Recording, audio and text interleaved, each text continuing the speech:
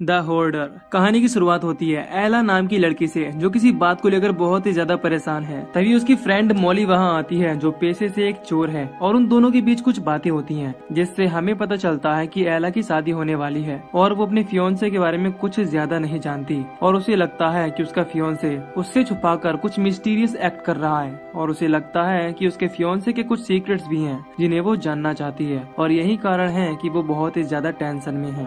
Molly उसे समझाती है कि उसे ऐसा नहीं सोचना चाहिए, क्योंकि उसे उसके साथ पूरी लाइफ बितानी है। अगर उसे ये बात पता चली कि तुम उसकी जासूसी करने का सोच रही हो तो उसे बहुत बुरा लगेगा, क्योंकि वो तुम्हें बहुत प्यार करता है। लेकिन एला उसे बताती है कि उसकी कुछ सीक्रेट डायरी और कुछ सीक्रेट चीजें किसी स्टोरेज सेंटर में है। वो सेंटर लोगों की पर्सनल सामान को रखने की जगह होती है, और एला को लगता है कि उसे वहाँ से उसके फियोंसे के बारे में कुछ जानकारी मिल सकती है, और वो दोनों मॉली के मना करने के बावजूद उस सेंटर में जाती हैं, जहाँ उन्हें काउंटर पर जोनाथन नाम का एक रिसेप्शनिस्ट मिलता है, जिसे एला एक कार्ड देती है जो उसके फियोंसे का होता है। इसे वो कंप्यूटर में स्वाइप कर उन्हें उस कमरे का पता बताता है जहाँ एला के फियोंसे का सामान रखा हुआ था, और उन्हें 25 मिनट में वापस आने का कहता है, क्योंकि वो स्टोर बंद होने वाला है। अब वो दोनों लिफ्ट में जाती हैं, जहाँ उन्हें एक लड़का मिलता है जिसका नाम राशिद है। वो लिफ्ट रुकवाता है और उन दोनों से पूछता है कि उन्हें कौन से फ्लोर पर जाना है, और इसी बीच वो उन दोनों से फ्लर्ट भी करता है। लेकिन मॉली बहुत तेज लड़की थी, वो उसे ऐसे ऐसे जवाब देती है कि उसे चुप होना पड़ता है।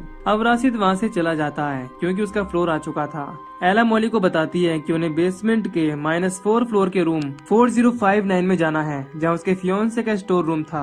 जैसा कि हम जानते हैं कि मॉली एक थीफ है, इसीलिए वो उस लिफ्ट के लॉक को एक पिन से खोलती है, और वो बेसमेंट में पहुंच जाती है, जहाँ बहुत अंधेरा होता है, और इस कारण दोनों को डर लगता है। आगे हम देखते हैं कि वो रिसेप्शनिस्ट अपने स्वीपर, जिसका नाम वेन है, उससे सारे लॉक और डोर को चेक करने को कहता है, क्योंकि अब वो उस स्टोर को क्लोज करने वाला है। आगे हम देखते हैं एला और मॉली 4059 रूम की तरफ आगे बढ़ती है, जहाँ की लाइट्स ब्लिंक हो रही थी, इस कारण उन्हें चलने में भी परेशानी होती है। इस दौरान एला गिर भी जाती है, और इस तरह वो उस रूम के पास पहुंच जाती है। उस रूम का डोर एला उस कार्ड से खोलने की कोशिश करती है, लेकिन वो कार्ड ठीक से काम नहीं करता। अब मॉली ट्राई करती है और वो गेट खुल जाता है, और सबसे पहले मॉली उस रूम के अंदर जाती है। तभी लाइट्स फिर से बंद हो जाती हैं। मॉली एला को लाइट्स ऑन करने का बोलती है, और एला लाइट्स ऑन करने जाती है। इसी बीच कोई चीज मॉली को उस रूम के अंदर खींच लेती है, और वो गेट फिर से लॉक हो जाता है। एला उस गेट को खोलने की बहुत कोशिश करती है, लेकिन वो गेट नहीं खुलता। लेकिन आखिरकार वो किसी तरह गेट खोल लेती है, जहाँ वो देखती है कि एक क्रीचर मॉली को बहुत ब्रूटली तरीके से नोच नोच के खा रहा है।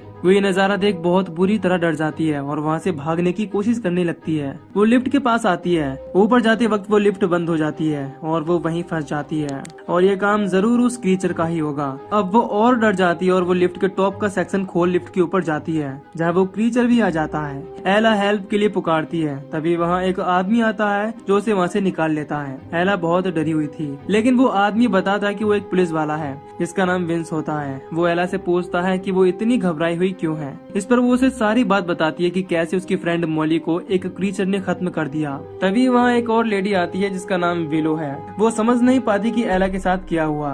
उसे लगता है कि एला एक ड्रग एडिक्ट है, और वो ये सब नशे में बोल रही है। लेकिन विंस एला पर यकीन कर मॉली को ढूंढने जाने का फैसला करता है, और एला से उसका कार्ड मांगता है, जिससे वो उस रूम में एंटर कर सके।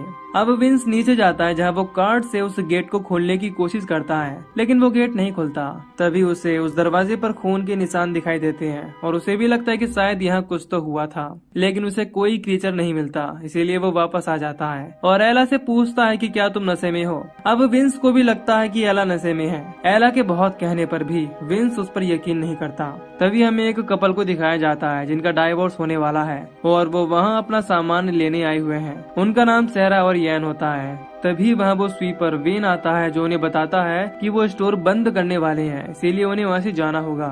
लेकिन सेरा उससे कुछ और वक्त मांगती है, क्योंकि उसे कुछ और वक्त लगेगा अपना सामान इकट्ठा करने में। वेन उसे 10 मिनट और दे देता है, और एक रूम में जाकर स्मोक करने लगता है, जहाँ वो क्रीचर आ जाता है और उसके सर पर स्क्रू ड्राइवर से अटैक कर देता है, जिससे वो वहीं मर जाता है। है। वहीं एक और एला विंस को कन्विंस कर रही है कि उसने सच में एक क्रीचर को देखा था, एक मॉन्स्टर को देखा था। लेकिन विंस बताता है कि बेसमेंट के सारे रूम तो बहुत सालों से बंद पड़े हुए हैं और एला के पास वो कार्ड किसी और रूम का है। और अब एला विंस को बताती है कि वो लोग सीसीटीवी की मदद से उस क्रीचर को ढूंढ सकते हैं और वो लोग अब सीढ़ियों से नीचे जाने लगते हैं। वहीं उस रिसेप्शनिस्ट को पता चलता है कि उस स्वीपर ने सारे गेट क्लोज नहीं किए, इसीलिए वो खुद जाकर उसे ढूंढने जाता है, जहाँ उसे वो क्रीचर दिख जाता है। आगे हम देखते हैं कि एला, विंस और विलो तीनों उस फ्लोर से निकलने की कोशिश कर रहे हैं, लेकिन वो देखते हैं कि वहाँ के सारे डोर्स लॉक हैं। तभी वहाँ येन आता है। विंस उसे वहाँ देख एला से पूछता है कि क्या इसी ने उसकी दोस्त मॉली को मारा था। इस पर वो बताती है कि वो कोई इंसान नहीं था, वो एक क्रीचर था।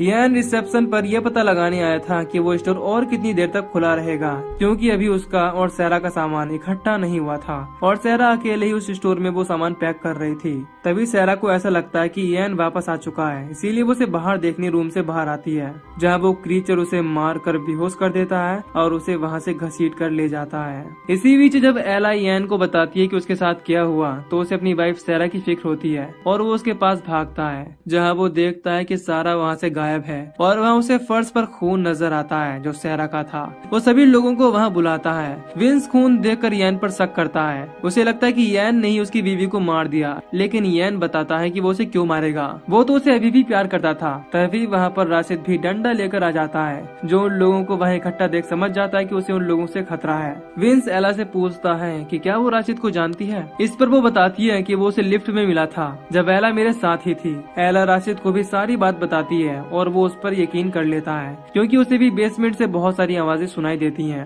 क्योंकि सबसे छुपकर राशिद उसके स्टोर रूम को ही घर बनाकर वहाँ रहता था। अब सब लोगों को लगने लगा था कि एला सच कह रही है, इसीलिए वो और सारे लोग वहाँ से निकलने के बारे में सोचने लगते हैं, क्योंकि उन्हें अब उनकी जान भी खतरे में लग रही थी। तभी विलो की तबीयत बिगड़ने लगी थी, क्योंकि उसे शुगर थी, इसीलिए वो सिगरेट पीने चली जाती है। तभी विंस येन को बताता है कि उन्हें यहाँ से निकलने के लिए ऊपर जाकर गेट की चैन को तोड़ना होगा। तभी विलो की सिगरेट के धुएं से वहाँ के फायर अलार्म ऑन हो जाते हैं और वहाँ से पानी आने लगता है। इसी बीच वो क्रीचर वहाँ आ जाता है और विलो को मारने की कोशिश करता है, लेकिन विंस उसे गन से शूट करता है, जिससे उसे वहाँ से भागना पड़ता है। और इस दौरान राशिद भी वहाँ से भाग गया था, जो एक कटर लेके आता है, लेकिन उस फ्लोर का वो ऑटो गेट बंद हो जाता है, जिससे वो उसी तरफ फंस जाता है। अब वहाँ उसे वो क्रीचर बड़ी बेरहमी से खत्म कर देता है। इसी बीच बिलो बुरी तरह से डर जाती है। वो कहती है कि उसे इस तरह यहाँ नहीं मरना। अब वो बताती है कि उसने बेसमेंट में एक डोर देखा था जो शायद खुला हो। अब सभी लोग वहाँ जाते हैं। वो देखते हैं कि वो दरवाजा भी लॉक है,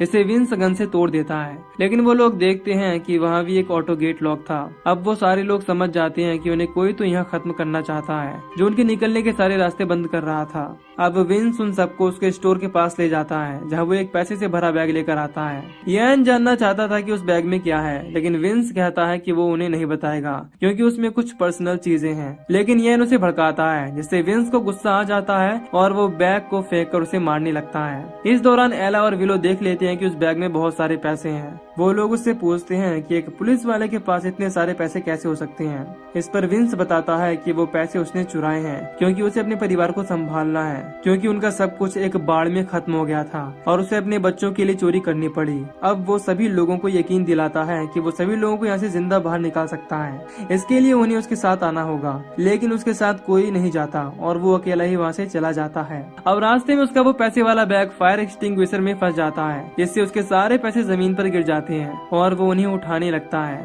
तभी उस पर वो क्रीचर तलवार से अटैक कर देता है और उसे वहीं मार डालता है। वहीं एक और विलो की शुगर और हाई होने लगी है, जिससे उसे बहुत घबराहट होने लगती है। इसीलिए वो अपने स्टोर में जाकर ड्रग इंजेक्ट करने लगती है, जिससे शायद उसे थोड़ा रिलैक्स मिले। बाहर खड़े येन और एला उसका बाहर ही वेट कर रहे थे। वो अंदर आकर देखते हैं कि विलो अब पूरी तरह से नशे में चूर हो गई है और वो उन दोनों को वहाँ से जाने का कहती है और मदद लाने का कहती है। साथ ही वो उन्हें एक सीक्रेट गन भी देती है, जिससे वो अपने आप को प्रोटेक्ट कर सके। अब वो उनसे कहती है कि जब वो यहाँ से सेफ निकल जाएंगे तो वो लोग उसके लिए मदद लेकर आएंगे। अब एला और येन वहाँ से रास्ता ढूंढने निकल पड़ते हैं और विलो अब पूरी तरह अकेली हो जाती है, जिसे वो क्रीचर घायल करके एक पॉलीथिन में पैक करके ले जाता है। अब एला और येन दोनों उसी रूम में जाते हैं जहाँ मॉली को उस क्रीचर ने मारा था, जहाँ उन्हें सारा मिलती है, जो बहुत बुरी तरह घायल है। उसके मुंह को किसी ने स्टेपल स्टेपल करके रखा हुआ है। यैन उसके पास जाता है और वो अपनी आखिरी सांस उसकी बाहों में लेती है। एला वहाँ देखती कि वहाँ काटने पीटने का सामान रखा हुआ है और उसे वहाँ उस रिसेप्शनिस्ट की टोपी नजर आती है और वो समझ जाती है कि इन सब के पीछे उसी का हाथ है और वही सब लोगों को मार रहा है। तभी वहाँ वो रिसेप्शनिस्ट भी आ जाता है जो विलो की बॉडी लेके आया था और विलो के मुंह को स्टेपल कर वो वहाँ से चला जाता है। ये सब देख इयन और एला समझ जाती हैं कि वो ही सबको मार रहा था क्योंकि वो शायद एक साइको किलर है। उसे ज्यादा देख वो दोनों भी बाहर आते हैं, लेकिन तभी वो साइको इयन पर अटैक कर देता है और उसे बेहोश कर देता है। इसी बीच एला अपनी जान बचाकर भागने की कोशिश करती है और लिफ्ट से ऊपर जाने लगती है, लेकिन वो साइको लिफ्ट की तार को काट देता है और एला की तरफ आगे बढ़ता है। एला भी लिफ्ट से बाहर आकर भागने लगती है और वो सारे ऑटो गेट को भी बंद कर देता है। अब एला अपने खुद के स्टोर में जाकर छुप जाती है और उसे लगता है कि वो साइको चला गया है, तो वो उसके सामान से एक डायरी अपने पास रख लेती है जिसमें उसकी बीती हुई पास्ट का कोई राज था जिसे उसका फियोंसे नहीं बताना चाहता था। तभी वह वो साइको वापस आ जाता है, इसे एला मारने की कोशिश करती है, लेकिन वो एला को काबू में कर लेता है। तभी वह वो क्रीचर आ जाता है जो उस साइको को मारने लगता है, लेकिन वो साइको उल्टा ही उस क्रीचर को मार देता है और यहाँ हमें पता चलता है कि वो कोई क्रीचर नहीं बल्कि एक इंसान ही था जिसे उस साइको रिसेप्शनिस्ट ने ही बनाया था और वो उस साइको से अपना बदला लेना चाहता था। और इस बीच उसे जो भी इंसान मिलते वो उन्हें खत्म कर देता था और उसे उस रिसेप्शनिस्ट ने ही उस रूम में कैद किया था, लेकिन एला और मॉली ने उसे आजाद कर दिया। इसी बीच वो साइको एला को पकड़ लेता है और वो बेहोश हो जाती है। वो होश में आने पर अपने आप को बंधा हुआ पाती है और उसकी साइड में उसे यान भी दिखता है जिसका मुंह उस साइको ने पहले ही स्टेपल कर दिया था और अब वो एला के साथ भी ऐसा ही करने वाला था। एला उससे ऐसा करने का कारण पूछती है, इस पर वो बताता है कि उसे ऐसा करने में सुकून मिलता है और वो एला को ये भी बताता है कि उसने उसकी सीक्रेट डायरी भी पढ़ी है। इसमें लिखा था कि एला एक प्रोस्टिट्यूट थी। तभी वो एला को भी स्टेपल करने आगे बढ़ता है, लेकिन वो साइको देखता है कि स्टेपल पिन खत्म हो गई है और वो पिन लेने चला जाता है। उसके जाने के बाद यैन एला को एक चाकू देता है जिससे वो अपने आप को छुड़ा लेती है और वो उस साइको के आने पर उस पर हमला कर वहाँ से भाग जाती है। इसके बाद वो उस सेंटर के दूसरे छोर पर पहुँचती है जहाँ उसकी दोस्त मोली की लाश उसे दिखती है। इसे देख वो जोर से चिल्लाने लगती है जिससे वो साइको फिर से उसके पीछे आ जाता है। तभी एला को रास्ता दिखाई देता है जिससे वो ऊपर आ जाती है, लेकिन उसकी वो सीक्रेट डायरी वहीं उस होल के ढक्कन पर गिर जाती है। इसे उठाने के लिए वो उस ढक्कन को खोलती है जहाँ एला को वो साइको अंदर खींच लेता है। अब कहानी में हमें कुछ दिनों बाद का सीन दिखाया जाता है जहाँ एला का फियोंसे उसी सेंटर आया है जो उसी साइको से एला के बारे में पूछता है और बताता है कि वो बहुत दिनों से गायब है, लेकिन वो साइको बताता है कि वो यहाँ नहीं आई। और अब हमें दिखाया जाता है कि उस साइको ने एला का भी शिकार कर लिया था जिसका मुंह स्टेपल था और वो किसी कमरे में अकेली बैठी हुई थी। और इसी के साथ ही मूवी यहीं पर खत्म हो जाती है। तो दोस्तों, अगर आपको इस मूवी की एक्सप्लेनेशन पसंद आई हो तो वीडियो को लाइक और चैनल को सब्सक्राइब कर दीजिए। बाकी मैं मिलूंगा आपसे न्यू वीडियो में। Till then take care, love you, bye bye.